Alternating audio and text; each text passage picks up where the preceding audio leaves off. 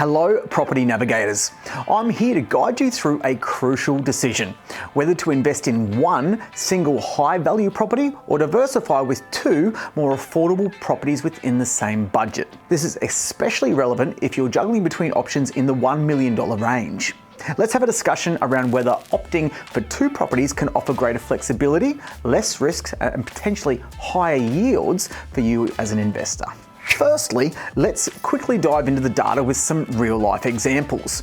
Looking broadly at the Australian market, we do see some trending. The top 25% of high-end properties tend to lead our property market's peaks, but they also lead our dips and recessions. So the higher end may initially surge in value, but are also the first to fall in downturns.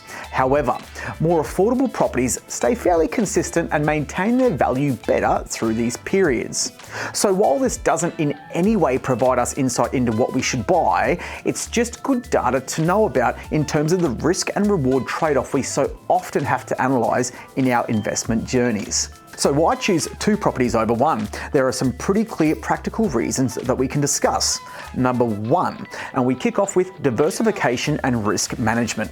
Now, investing in two more affordable properties offers diversification when purchased in different markets, which can help reduce investment risk. Now, this strategy allows investors to benefit from different market cycles and can minimize the impact of rental vacancies, as income is diversified across two properties. Diversification is essential in real estate investing, as it lowers the risk by spreading it across various property types, sizes, and markets. This approach makes the investment portfolio less susceptible to negative market shocks. This can also help you out if you are buying a more expensive property where you aren't too confident in the cycle that particular market is in, and you can alleviate your own anxieties around putting all your eggs in that one basket. Number two, rental income and yield considerations. Now, investing in two less expensive properties can be more advantageous than one expensive property when it comes to cash flow and yields. Lower priced properties are likely to attract a higher yield percentage, making them easier to hold and potentially more profitable in terms of rental income. Owning multiple rental properties increases the potential for generating increased rental income from more than one cash flow stream. And seriously, it is probably highly unlikely that a $1 million property is going to attain the required rent to maintain a neutral cash flow in these current markets. So look at this example of Bob and Jane. Now, Bob bought two $500,000 houses, with each house renting at $480 a week, so about a 5% gross yield. Now, Jane bought one $1 million house, with the house renting at $770 a week, which is a 4% gross yield. Now, even though both Bob and Jane have accumulated $1 million worth of property value with the same loan amount, rental income is quite different, and this difference in rent determines how much more Jane has to fork out of her own pocket to hold the property. It's unlikely that Jane's $1 million property will achieve a $1,000 a week rent or a gross 5% rental yield. For simplicity's sake, I'm putting rent realistically at $770 per week, which achieves a 4% gross yield. So the yearly gross rental return at 48 weeks, factoring in some vacancy and tenant relocation, would be $770 a week times 48 weeks, which equals $36,960. Now, let's use the same logic for Bob, who bought two $500,000 value properties, each at 5% gross yield. Again, factoring in 48 weeks rental return, it's $480 a week times 48 weeks times two properties, which is $46,080. So given all things are equal, Jane will be in a negative $9,120 cash flow position in comparison with Bob, which means Jane will have to fork out more from her own income to hold her property portfolio. This is essentially negative gearing, which is rarely a strategy you should be using, especially if you are these two investors in their circumstances. So you really need to run the numbers and have a good financial planner or accountant help you with this. Now, on to our third point here, your future rental yield potential. So this has a lot to do with your specific investment strategy and plan, but essentially it is all about the future options you have available. For example, a great way to boost your yield, and a strategy our clients use all the time, is to add a granny flat to your investment property. Now, obviously, holding one property, you will most likely only have the potential to add one granny flat. However, with 2 separate properties, you'll more than likely have the potential for 2 separate granny flats.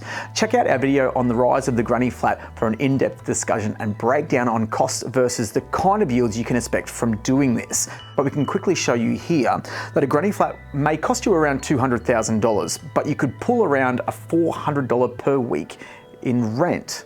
Now that's over a 10% yield. That's good.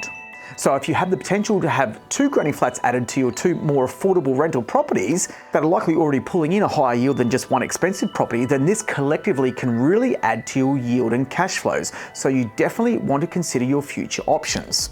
And that brings us to your long-term return on investment. Now, more properties in a portfolio can generate more overall net income and appreciation over time, leading to a greater potential long-term return on investment, or ROI. This is because multiple properties can accumulate more net income and appreciate in value collectively over time. By using our granny flats example, you could effectively turn your 2 investment properties into 4 income-generating properties, meaning the return you are able to attain on your investment is starting to get right up there into a good place. Check out our video coming up in a few weeks called Return on Invested Capital, the 3-year rule, to really understand how quickly you should be reinvesting your return on invested capital.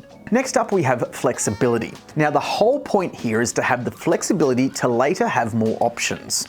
For example, you can decide to sell one of your 2 properties as part of your strategy later on, or you can sell both of them.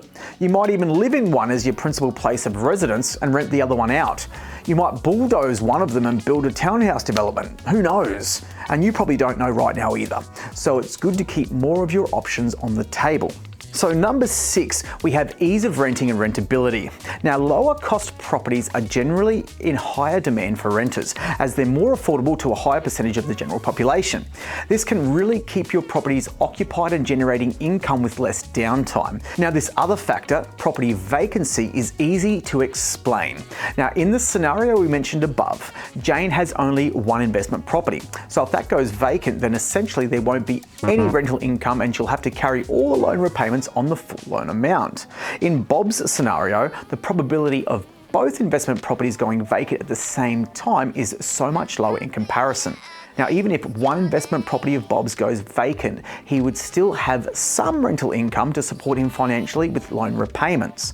Remember, property investing is all about risk mitigation. So in the rental implication space, multiple low-value properties would offer better choice in controlling and mitigating vacancy and hence financial risk. And number 7, lastly, it's a big one, tax benefits. Now, generally speaking, owning rental properties may allow investors to minimize tax liability through deductions such as operating expenses, mortgage interest, and depreciation. This can be a significant advantage for investors looking to maximize their cash flow while adhering to legal tax minimization strategies. But one of the most important implications I want to talk about here in this point on tax benefits is in relation to owning multiple properties is capital gains taxes you may eventually be owing to the Australian Taxation Office. Let's use our previous example and assume that both Bob and Jane hold their properties for 10 years and each of their portfolios grow at a consistent rate of 5% per year. So their property portfolios after 10 years would both be worth $1.5 million. Let's say they both retire today and are now wanting to sell down their investment properties to release some profit.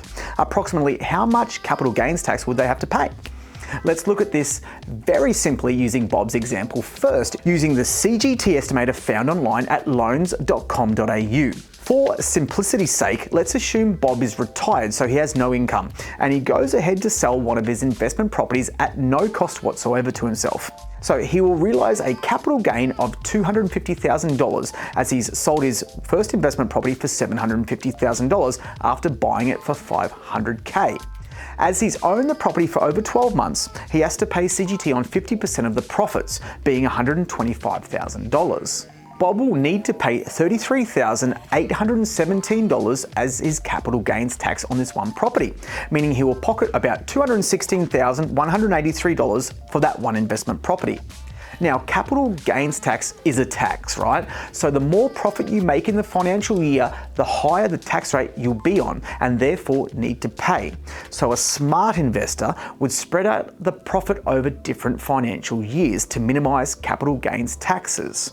In this case, we can assume Bob knows this and decides to sell one investment property per year instead of selling both investment properties in 1 year, which means the total capital gain is $500K across his 2 financial years. He'll therefore need to pay $67,634 in CGT and will pocket $432,366 in total profit for his 2 investment properties. Now, how about Jane?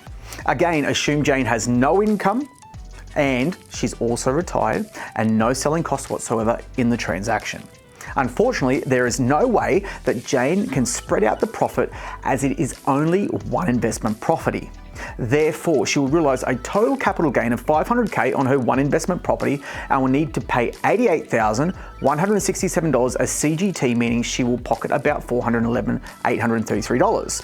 Because of the fact she has to pay more CGT, which is around $88K in comparison to Bob's $67K, so her profit will be around $20K less than Bob's. Hence, in this scenario, it is better off to have multiple low-value properties to minimize your capital gains tax implications at the time of sale. Now let's wrap this up and give you some takeaways. Investing in property is about making informed strategic decisions. 2 properties within your budget can offer greater benefits than one higher end property. It's not just about the price tag, it's about long-term stability, cash flow, options, and growth potential. Right, if you found this video valuable, you're gonna have to watch this one right here. Stay tuned for more data-driven insights to empower your property investment decisions. Remember, in property investing, knowledge is your most valuable asset. So until next time, happy property navigating.